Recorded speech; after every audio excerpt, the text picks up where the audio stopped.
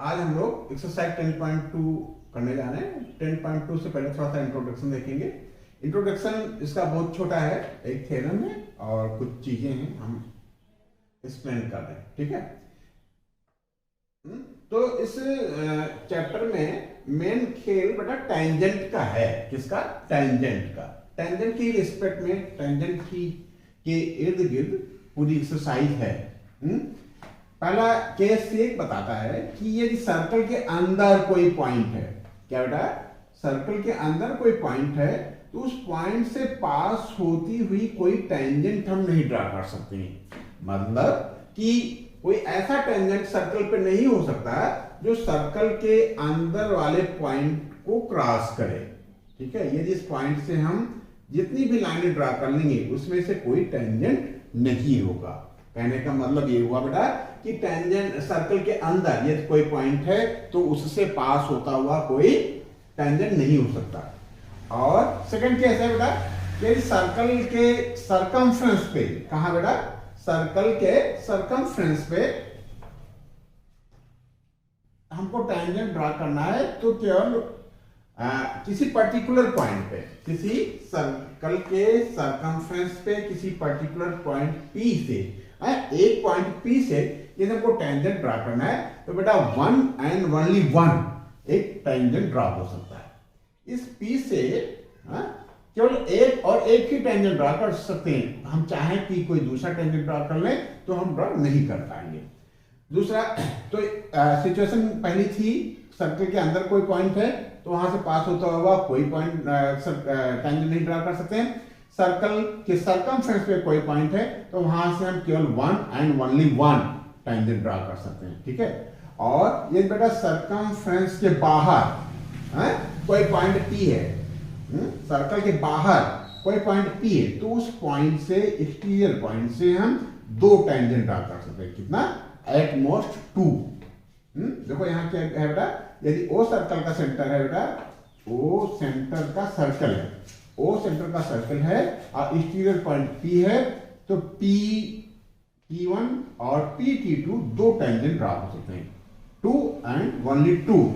Circumference पे one point है तो वन एंड ओनली वन, और यदि अंदर कोई पॉइंट है तो नो टेंजेंट, ठीक है बेटा। ये तो हो गया हमारा बेसिक। और इसमें और क्या है बेटा? लेंथ ऑफ टेंजेंट यदि हमको पता करना है तो लेंथ ऑफ टेंजेंट किसका होता है? कोई एक एक्सटीरियर पॉइंट है, क्या बेटा? कोई एक्सटीरियर पॉइंट है, सर्कल के बाहर कोई पॉइंट है, वहां से यदि हम टेंजेंट ड्रा कर रहे हैं तो पॉइंट और पॉइंट ऑफ कांटेक्ट, क्या बेटा? पॉइंट और पॉइंट ऑफ कांटेक्ट को मिलाने वाली लाइन की लेंथ P1 हमारा क्या कहलाएगा? Length of tangent. और P2 क्या कहलाएगा? Length of tangent. और ये दोनों इक्वल होंगे, क्या बेटा? ये P2 और P1 दोनों इक्वल होंगे। ये हम अगली थ्योरम में पढ़ेंगे, ठीक है। तो अगली थ्योरम के लिए थ्योरम 2 इस एक्सरसाइज के लिए 10.2 के लिए 10.1 में इससे जस्ट पहले वाले एक्सरसाइज में, इससे जस्ट पहले वाले इंट्रोडक्शन में हमने क्या देखा था कि ये बेटा O सेंटर का कोई सर्कल है और P कोई पॉइंट है सरकमफ्रेंस पे। यदि P से हम कोई टेंजेंट ड्रा करते हैं तो ये टेंजेंट क्या होता है बेटा? इस पॉइंट ऑफ कांटेक्ट और सेंटर को मिलाने वाले रेडियस पे परपेंडिकुलर होता है, ठीक बेटा। ये थ्योरम हम लोगों ने थ्योरम 1 थी पहले एक्सरसाइज में पढ़ा था। थ्योरम 2 से पहले थ्योरम 1 हम लोगों ने पढ़ा था कि क्या यदि सेंटर से पॉइंट ऑफ कांटेक्ट को मिला दें तो जो रेडियस बनता है OP के परपेंडिकुलर टेंजेंट होता है। टेंजेंट परपेंडिकुलर होता है रेडियस पे। कौन से रेडियस पे? जो पॉइंट ऑफ कांटेक्ट और सेंटर को मिलाने से बनता है रेडियस बहुत सारे हैं। इस रेडियस OP के थ्रू जो ये हमारा टेंजेंट है ये परपेंडिकुलर। थ्योरम 2 ये कहता है कि the length of tangents drawn from an external point to a circles are equal। कहता है कि एक्सटर्नल पॉइंट से यदि हम टेंजेंट ड्रा करें तो इनकी जो लेंथ है पी क्यू और पी आर ये दोनों इक्वल होंगे। द लेंथ ऑफ टेंजेंट्स, किसकी लेंथ, टेंजेंट्स की, drawn from an external point, जो एक्सटर्नल पॉइंट से ड्रा किए गए हैं to a circles are equal, क्या बेटा, आर इक्वल, ये इक्वल हैं। गिवन क्या बेटा, टू टेंजेंट्स हमको दे रखा है, हमको प्रूव करना हो, बाई चांस हमको 3 या 4 मार्क्स के में ये थ्योरम प्रूव करने को आ जाए तो हम कैसे करेंगे, क्या लिखेंगे, सबसे पहले गिवन एक सर्कल ड्रा कर लेंगे, बाहर एक पॉइंट ले लेंगे और लिखेंगे to tangents P Q and P R. हमको क्या गिवन है, दो टेंजेंट्स गिवन है, ठीक है, और from external point P, to tangents P Q and P R from external point P, ये हमको गिवन है, और एक सर्कल गिवन है बेटा सेंटर ओ का।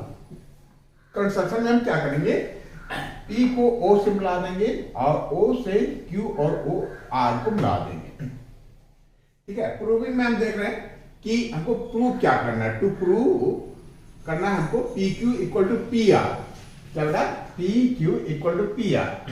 तो हम क्या करेंगे, दो ट्रायंगल ले लेंगे, देखो कौन सा ट्रायंगल, PQO और PRO, ठीक है। दो ट्रायंगल हैं, इन दो ट्रायंगल को ये हम एनी हाउ कॉन्ग्रुएंट प्रूव कर दे।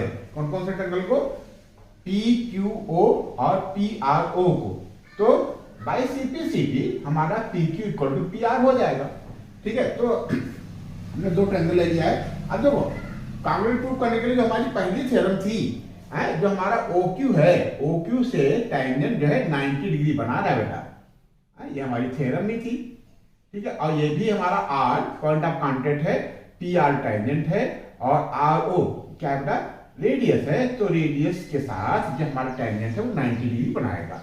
तो ये angle PQO angle PRO equal हो जाएंगे each 90 degree.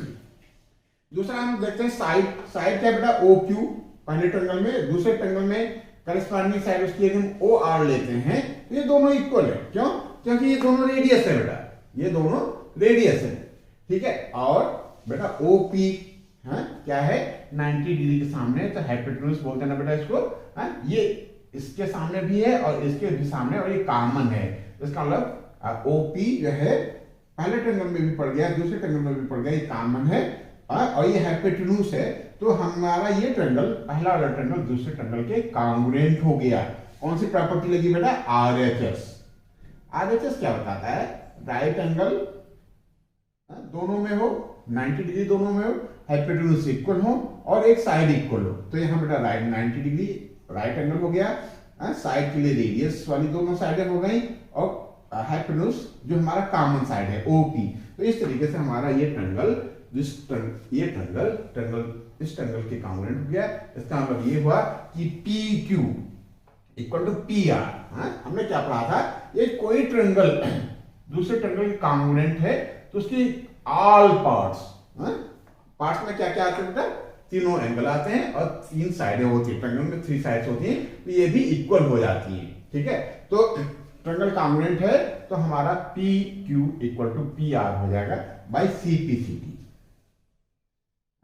corresponding parts of congruent triangle by CPCT, CPCT। तो ये बेटा आपका तो ये थ्योरम प्रूव हो गई, लेकिन ये थ्योरम प्रूव, इस थ्योरम के साथ साथ बेटा देखना कि हमने क्या प्रूव कर लिया, हमने ये प्रूव कर लिया कि ये ट्रायंगल इस ट्रायंगल के कॉन्ग्रुएंट है, ये प्रूव किया ना। तो ये साइड के साथ साथ ये PQ इक्वल टू PR तो है ही बेटा, और क्या होगा, ये एंगल इस एंगल के इक्वल हो जाएगा, और ये एंगल, ठीक है, इस एंगल के इक्वल हो जाएगा बाय सिंप्लिसिटी। तो कभी कभी हमको ये भी किसी क्वेश्चन में प्रूव करने को दे सकता है कि जो हमारा टेंजेंट है PQ, जो सेंटर पे एंगल सबटेंड करता है, वो इक्वल होगा टेंजेंट PR जो एंगल सबटेंड करेगा सेंटर पे। मतलब हमको प्रूव करने को ये दे सकता है कि टू प्रूव QOP और बेटा क्या ROP दोनों इक्वल है, ठीक है। कभी कभी ये हमको प्रूव करने को कह सकता है कि जो टेंजेंट्स एंगल सब्टेंड करते हैं, क्या बेटा, दो टेंजेंट्स QP और RP जो एंगल सब्टेंड करते हैं, ठीक है, तो पॉइंट ऑफ कांटेक्ट और सेंटर्स को मिलाने वाली लाइन उस एंगल्स को बाइसेक्ट करती है, ठीक है। ये लाइन जो हमारा PO है वो इस एंगल को, पूरे एंगल को बाइसेक्ट करेगा, means QPO equal to RPO, ठीक है। हमको ये भी प्रूव करने को मिल सकता है कभी कभी किसी क्वेश्चन में, तो हम क्या करेंगे, बिल्कुल सेम प्रोसेस अपनाएंगे, एक ट्रायंगल, दो ट्रायंगल कॉन्ग्रुएंट प्रूव कर देंगे। यदि कॉन्ग्रुएंट प्रूव हो गए तो बेटा ये एंगल इस एंगल के इक्वल हो जाएगा और ये एंगल इस एंगल के इक्वल हो जाएगा। तो हमारा वो थ्योरम प्रूव हो जाएगी जो ये बताती है कि टेंजेंट्स जो इक्वल टेंजेंट्स जो एक्सटर्नल पॉइंट से हैं वो सेंटर पे जो एंगल सब्टेंड करते हैं वो इक्वल होते हैं, और सेंटर को पॉइंट ऑफ कांटेक्ट से मिलाने वाली लाइन उनके द्वारा बने एंगल को बाइसेक्ट करती है, ठीक है बेटा। इतना नोट कर लो, फिर एक्सरसाइज करते हैं, ठीक है बेटा। एक्सरसाइज 10.2 हम लोग करने जा रहे हैं। 10.2 का पहला क्वेश्चन है, कहता है फ्रॉम अ पॉइंट Q, हम एक फिगर बनाने जा रहे थे, याद आया कि आपके साथ करें तो ज्यादा अच्छा रहेगा। कहता है फ्रॉम अ पॉइंट Q, एक पॉइंट Q ले लिया है, ठीक है। The length of the tangent to a circle 24 centimetre, मान लो ये पॉइंट ऑफ कांटेक्ट हमारा P है, ठीक है, कोई पॉइंट तो नाम तो नहीं दे रखा है, इसकी लेंथ दे रखी कितना बेटा, 24, कितना length of tangent is 24 centimetre, क्या बेटा,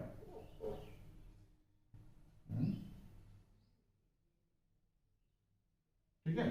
कहता फ्रॉम अ पॉइंट Q से length of tangent to a circle 24 centimetre and the distance of Q from the centre, यदि इसका सेंटर O एज्यूम कर लेते हैं बेटा, लेट कर लेते हैं O, तो इसकी जो सेंटर से डिस्टेंस है, ठीक है, वो कितनी बेटा, 25 सेंटीमीटर, ठीक है। ये कितनी डिस्टेंस है, 25 सेंटीमीटर, ठीक ठीक, centre 25, the radius of the circle, हमसे रेडियस जानना चाह रहा है। देखो इसका कौन सी थ्योरम कर बेटा, कि जो रेडियस है, रेडियस के परपेंडिकुलर टेंजेंट होता है हमारा, हमने देखा था ना पहली थ्योरम, तो उसी के बेस पे, उसी के अकॉर्डिंग हम ये कह सकते हैं कि बेटा ये राइट एंगल ट्रायंगल है, कैसा ट्रायंगल है, राइट एंगल ट्रायंगल है। तो राइट एंगल ट्रायंगल की क्या प्रॉपर्टी होती है कि उसकी तीनों साइड्स में एक रिलेशन होता है, क्या, square of hypotenuse equal to square of base plus square of perpendicular, ठीक बेटा। तो ये हम निकाल लें, कैसा बेटा, क्वेश्चन ऑब्जेक्टिव टाइप है, इसमें हमको आंसर सिलेक्ट करना है, तो बहुत डिटेल में नहीं जाना है, हमको रेडियस पता करना है। रेडियस हमारा OP है, तो हम क्या लिख रहे हैं बेटा, OP का square equal to square of hypotenuse means 25 का स्क्वायर माइनस 24 का स्क्वायर, ठीक है। ये क्या हो जाएगा बेटा, A square minus B square की कैलकुलेशन से कर लें तो ज्यादा आसान हो जाएगा। तो 25 plus 24, A plus B in one bracket and A minus B यानी 25 माइनस 24 इन अदर ब्रैकेट, ठीक है, इक्वल टू कितना हो जाएगा बेटा, 49 इंटू 1, तो OP इक्वल टू हमारा हो जाएगा under root this equal to 7 आ गया। तो हम तुरंत क्या करेंगे, 7 पे टिक मार देंगे, पहला आंसर हमारा ये हो गया, ठीक। दूसरा क्वेश्चन कहता है if TP and TQ are two tangents, ये फिगर दे रखा ना, इसका फिगर ये दे रखा है, ठीक है। कहता है कि TP एंड TQ दो टेंजेंट्स है, अगर दो टेंजेंट्स है तो बेटा दोनों इक्वल होंगे, ठीक है, देखते हैं इसकी जरूरत है कि नहीं, ठीक। और विथ सेंटर O है, सो दैट एंगल POQ, जो ये एंगल है वो 110, अच्छा ये दे रखा है, ये अंडरस्टूड है बेटा 90 है, कितना है ये, 90, ठीक है। तो ये 90 180 हो गया और ये 110 हो गया।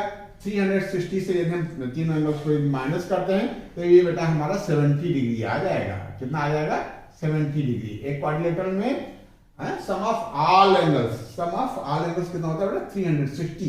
तो ये एंगल T हमको पता करना है, TQ, तो हम क्या कर देंगे, 360 से इन तीनों एंगल्स के सम को माइनस कर देंगे, तो बेटा हमारा ये 70 डिग्री आ जाएगा, ठीक है। कहता इफ टेंजेंस पी ए, इसका कंस्ट्रक्शन हमको शायद करना पड़ेगा। कहता if tangents P A and P B from a point P to a circle centre with O are inclined to each other angles 80 degree. अब देखो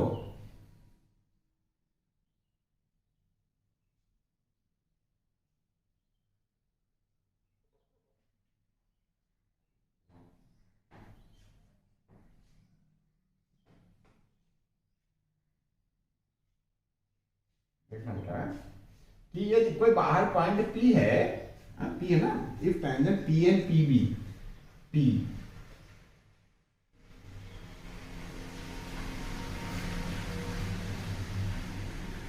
ये ठीक है, सेंटर ओ है मान लो, ठीक है, P and P B from a point P a circle with centre O are inclined to each other at angle 80 degree.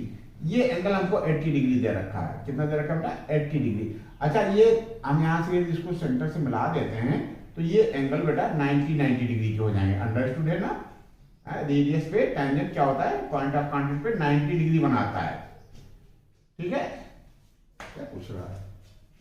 ठीक है, centre O are inclined to each other 50 angle of, then angle P O A, कौन सा angle P, अच्छा ए ये है और B ये है, ठीक है, पी ओ ए ये एंगल जानना हमसे चाह रहे हैं, ठीक है,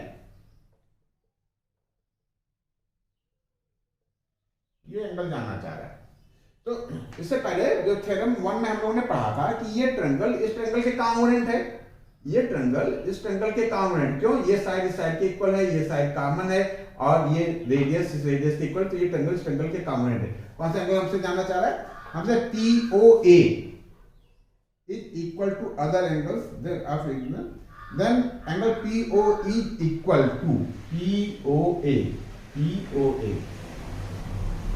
ये एंगल जानना चाह रहा है, और ये कह रहा है कि are inclined to each other at angle 80 degree, then angle POA is equal to POA किसके इक्वल होगा? POA कैसे करना बेटा? हमने उसमें सीखा था कि हमने एक्सप्लेन भी कर दिया था कि ये एंगल इस एंगल के इक्वल हो जाएगा, क्यों, ये ट्रायंगल इस ट्रायंगल के कॉन्ग्रुएंट है। तो ये बेटा 80 डिग्री बताया है इसको, कितना बताया है?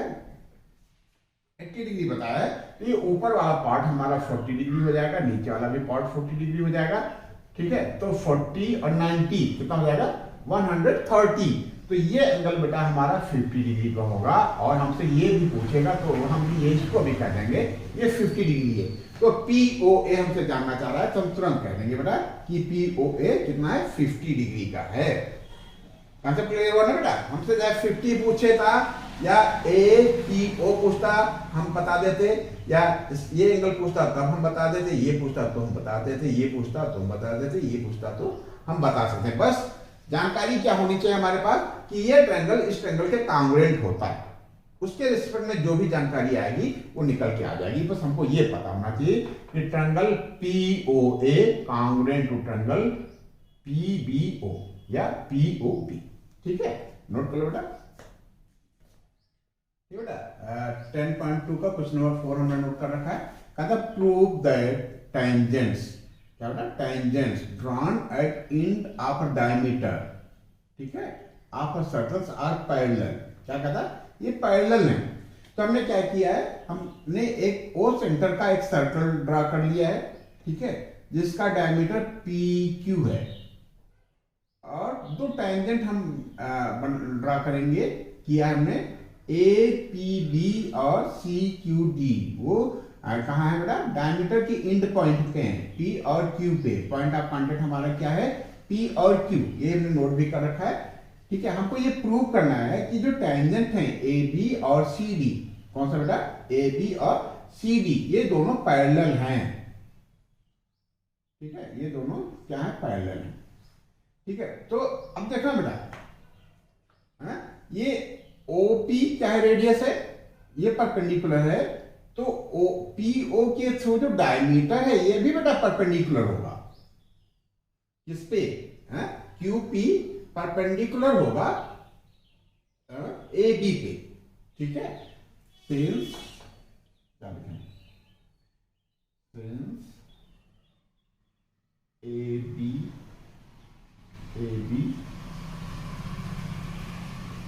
a tangent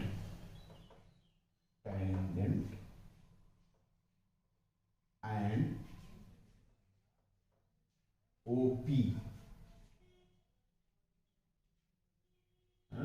is radius, therefore OP perpendicular on AB। ये बेटा कोई दिक्कत नहीं है, तो बेटा थ्योरम ही है। क्या होता है, रेडियस जो है टेंजेंट पे परपेंडिकुलर होता है एंड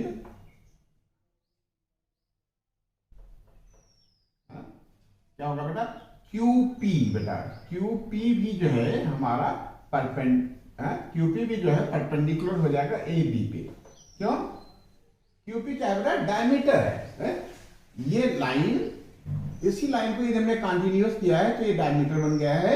ये OP जो है परपेंडिकुलर है, तो ये QP भी परपेंडिकुलर हो जाएगा। ठीक है, इसका मतलब ये हुआ कि एंगल क्या होगा, angle QPA, angle QPA equal to 90 degree. ठीक है, ये हमारा 90 डिग्री हो गया। सिमिलरली बेटा ये भी हमारा 90 हो जाएगा। क्यों? ये हमारा रेडियस है पॉइंट ऑफ कॉन्टेक्ट Q पे, और रेडियस 90 डिग्री है, तो ये पूरा डायमीटर PQ भी जो है 90 डिग्री बनाएगा, परपेंडिकुलर हो जाएगा CD पे। सिमिलरली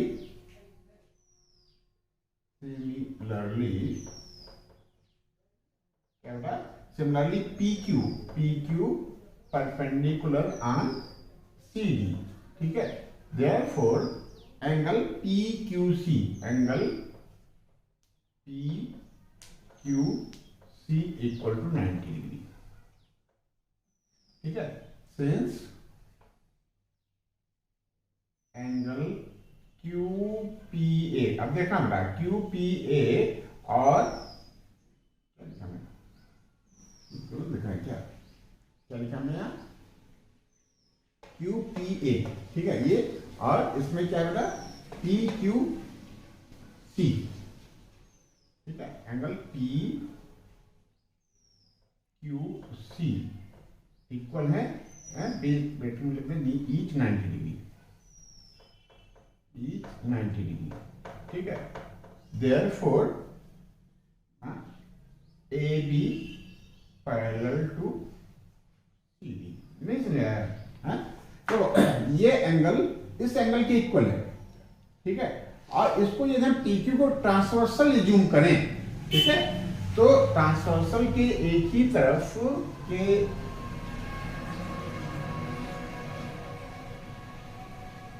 ठीक है, ट्रांसवर्सल के एक ही तरफ का नाम ले लें, ये 90 डिग्री बेटा, तो ये भी 90 डिग्री हो जाएगा। ठीक है, तो हम यहाँ क्या करना है, QPA लिखा था इक्वल टू आप PQD लिख लो, PQD। ठीक है, PQC, इसको PQC 90 डिग्री है, PQC 90 डिग्री है, तो एंगल PQD भी हमारा 90 डिग्री हो जाएगा। ठीक है, अब देखो, अब थोड़ा सा चीजें और क्लियर हो जाएंगी। देखो, ये एंगल हमारा, ये एंगल ये एंगल और ये एंगल, यदि दोनों इक्वल है बेटा, ये दो पैरेलल लाइन है, ये लाइन इस लाइन के पैरेलल है और ये ट्रांसवर्सल है, तो ये एंगल इस एंगल की यदि इक्वल है तो ये एंगल इक्वल होंगे। देखो ऐसे समझो कि ये पैरेलल है इसके, तो ये एंगल इस एंगल के इक्वल होगा। ये अल्टरनेट इंटीरियर एंगल कहलाता है। क्या कहलाता है? Alternate interior angle. और इसका इनवर्स, इसका reverse, if this equal to this then this parallel to this. यदि ये एंगल इस एंगल के इक्वल है और ये ट्रांसवर्सल है, तो ये साइड इस साइड के पैरेलल हो जाएगी। ठीक है, वही यहां है। ये कौन सा एंगल कहलाता है बेटा? अल्टरनेट इंटीरियर एंगल कहलाते हैं। ये Z बनना है। अल्टरनेट इंटीरियर एंगल पहचानने का तरीका हमने क्या बताया था? ये Z बन जाए, ठीक है, ये इस तरीके का है, ये एंगल इस एंगल के इक्वल है, तो ये एंगल क्या कहलाता है बेटा? अल्टरनेट इंटीरियर एंगल कहलाता है। क्या कहलाता है ये? Alternate interior angle. और अल्टरनेट इंटीरियर एंगल यदि इक्वल है तो ये लाइनें करस्पॉन्डिंग लाइंस जो है पैरेलल होती हैं। बेटा A B parallel to C D, alternate interior angles, alternate interior angles are equal,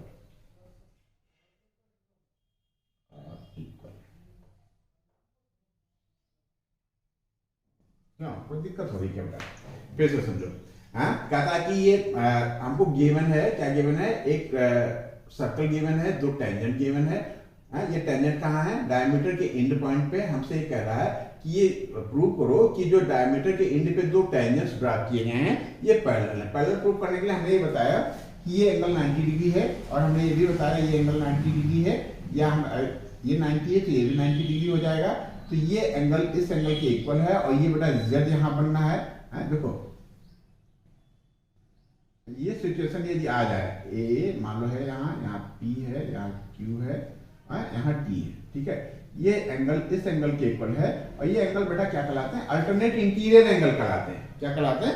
alternate interior. और यदि ये एंगल्स इक्वल हैं तो PA पैरेलल टू QD हो जाता है, ठीक है। तो ये एंगल इस एंगल के इक्वल है, और इसका मतलब ये हुआ कि ये लाइन इस लाइन के पैरेलल, यही हमने प्रूव कर दिया। ठीक है, नोट कर लीजिए। ठीक है, 10.2 का क्वेश्चन नंबर 5 हमने नोट कर रखा है। कहता है कि prove that the perpendicular at the point of contact to the tangent, क्या? Perpendicular to the point of contact to the tangent of a circle passes through the centre.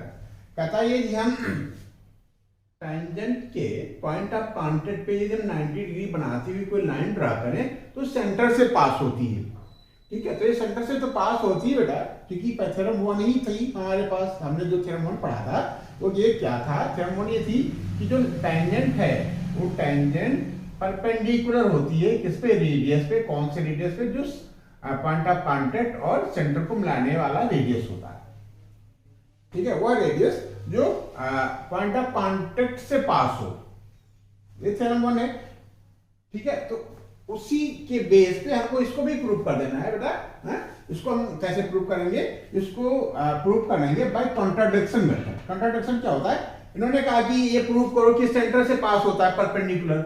हम ये ज्यूम कर लेंगे, भाई आप नहीं मान रहे हो, हम तो कह रहे हैं कि ये सेंटर से पास होता है, लेकिन आप प्रूव करना चाहते हो तो हम पहले ये ज्यूम कर लेते हैं कि सेंटर से नहीं पास होता है। फिर सेंटर से नहीं पास होने की कंडीशन से हम देखते हैं कि ये जो हमारी मेन इसका वो है कॉन्सेप्ट कि जो रेडियस परपेंडिकुलर होता है वो सेट हो पाता है कि नहीं सेट हो पाता है, ठीक है। तो let us assume that perpendicular to AB and P does not pass through center O। हमने ये जो कर लिया कि यहाँ कह रहा था कि प्रूव करो कि ये सेंटर से पास होता है। हमने मान लिया कि ये सेंटर से नहीं पास होता है। Let it passes through an other point O dash. Centre O है, हमने मान लिया कि O डैश P जो है वो परपेंडिकुलर है, जो सेंटर से अलग हट करके, ठीक है। Join OP and O dash P। हमने क्या किया? सेंटर से OP को सेंटर O से P को, और जो हमारा नया पॉइंट है O डैश उसको P से ज्वाइन किया, ठीक। ये बेटा as perpendicular to AB at P passes through O dash. हमने क्या किया था? हमने ये ज्यूम किया कि O डैश P जो है परपेंडिकुलर है। तो इसका मतलब ये हुआ कि एंगल O डैश P भी 90 डिग्री होगा। हमने एज्यूम किया बेटा, ये नया हमारा एज्यूमशन है कि ये O से ना पास होकर के जो हमारा परपेंडिकुलर है O डैश से पास हो रहा है, तो O डैश PB जो हमारा 90 डिग्री होगा, और OPB 90 डिग्री, OPB 90 डिग्री होता है थ्योरम 1 से जो हम पढ़ चुके हैं कि क्या है? रेडियस जो है परपेंडिकुलर होता है 90 डिग्री, परपेंडिकुलर होता है टेंजेंट पे, ठीक है, बाय थ्योरम 1। तो इसका मतलब ये एंगल OPB भी 90 डिग्री है और O डैश P भी 90 डिग्री है। ये हमारे एजम्पशन से, ये बाय थ्योरम है। इसका मतलब ये एंगल OPB और O डैश PB दोनों इक्वल होना चाहिए, क्यों? जब दोनों के की क्वांटिटी, दोनों का की क्वांटिटी 90 डिग्री है, ठीक है, दोनों 90 डिग्री इक्वल है, तो दोनों आपस में इक्वल होंगे। लेकिन हमें देखना है कि O dash P B great smaller है बेटा, ओ पी बी से, ठीक है, मतलब कोई भी पॉइंट हम मान लो इधर पॉइंट ले लेते हैं, तो ये भी बेटा हमारा O dash P B smaller हो जाएगा ओ पी बी से। यही हमने दिखाया है कि ओ डैश पी बी जो है स्मॉलर है ओ पी बी से, ठीक है। तो O dash P B equal O P B नहीं हो सकता है, फिगर से देखो ये बेटा छोटा है और ये बड़ा है, कौन सा एंगल? O P B. और एजम्पशन बेस पे हमने इसको परपेंडिकुलर एज्यूम कर लिया है, तो ये दोनों एंगल इक्वल होने चाहिए, ठीक है। तो यही कॉन्ट्राडिक्शन है बेटा, O dash P B is not possible, दोनों इक्वल नहीं है, इक्वल नहीं हो सकते हैं, ठीक है। It is only possible when the line O dash P coincides with OP, ये O डैश P जब इस पे coincide कर जाए तभी ये पॉसिबल है, ठीक है। Therefore the perpendicular to AB, और ये क्या बेटा? ये हमारा OP परपेंडिकुलर है, ठीक है, OP सेंटर से पास हो रहा है। इसका मतलब ये हुआ कि जो परपेंडिकुलर है AB पे पॉइंट ऑफ कांटेक्ट पे जो परपेंडिकुलर है वो कहां से पास होता है? सेंटर O, ठीक है बेटा। ये कॉन्सेप्ट है, ये थ्योरी बेटा, इसको आप जो दिमाग में उठा लेना है, कुछ नहीं करना बेटा। हमने ये एज्यूम कर लिया है कि ये सेंटर से जो है जो परपेंडिकुलर है वो सेंटर से नहीं पास होकर के सेंटर ओ से ना होकर के दूसरा पॉइंट ओ डैश है, तो ओ ये परपेंडिकुलर है ना बेटा ओपी, तो ओ पी बी भी 90 डिग्री होगा और ओ पी बी 90 डिग्री हुआ बाय थ्योरम। तो दोनों इक्वल होना चाहिए, दोनों इक्वल नहीं दिख रहे हैं, ये छोटा है, ये बेटा दोनों इक्वल तभी हो सकता है जब O dash P O P पे कोइंसाइड कर जाए। और ओ पी क्या है बेटा? रेडियस है जो सेंटर से पास होता है। इसका मतलब थ्योरम ये तभी प्रूव हो पाएगी। इसका मतलब ये कि ये जो परपेंडिकुलर है वो ए बी पे वो कहां से पास होता है? सेंटर से पास होता है। पॉइंट ऑफ कांटेक्ट पे यदि कोई भी परपेंडिकुलर ड्रा करें तो सेंटर से पास होगा। तो बेटा 10.2 एक्सरसाइज का भी पहला सेशन हम यही क्लोज करते हैं, ठीक है। नेक्स्ट सेशन में कल क्वेश्चन नंबर 6 से लेकर के क्वेश्चन नंबर शायद 13 तक है, उसमें करेंगे, ठीक है। नोट कर लो, आज का सेशन बस यही ओवर होता है।